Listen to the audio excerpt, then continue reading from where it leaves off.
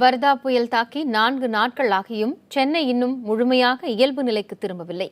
அது குறித்த தகவல்களை வழங்குகிறார் செய்தியாளர் ரகுவரன். வரதா புயல் சென்னையை தாக்கி 4 நாட்கள் ஆகியிருந்த நிலையிலும் இதுவரை சென்னை தன்னுடைய இயல்பு வாழ்க்கையை பொறுமையாக தான் மாற்றிக் கொண்டிருக்கிறது என்றுதான் சொல்ல வேண்டும். முழுமையாக அதனுடைய இயல்பு வாழ்க்கைக்கு இன்னும் சென்னை வரவில்லை. நாம் தற்போது மெரினா கடற்கரையில் இருக்கிறோம். மெரினா கடற்கரையில் பாத்தீங்கன்னா முழுமையாகவே அதனுடைய தோற்றமே மாறி இருக்கிறது அப்படின்னு தான் சொல்லணும்.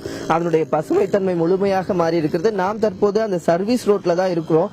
கடற்பகுதியில் இருக்கிற மணல் முழுவதுமாகவே இந்த சர்வீஸ் சாலையில தான் பரப்பி இருக்கிறத நம்மளால பார்க்க முடியுது.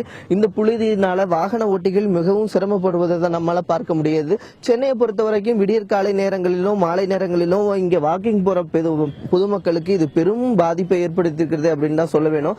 அது மட்டும் இல்லாம முற்றிலுமாக இங்க இருக்கக்கூடிய மரங்கள் அனைத்தினுடைய கிளைகளும் உடைந்து மரங்கள் முடிந்து தன்னுடைய பசுமை நிலை இழந்துதான் இருக்கிறது மெரினா கடற்கரை என்றுதான் சொல்ல வேண்டும்.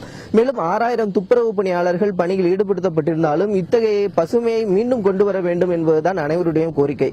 புதிய தலைமுறைக்காக ஒளிப்பதிவாளர் கணபதியுடன் ரகுவரன்.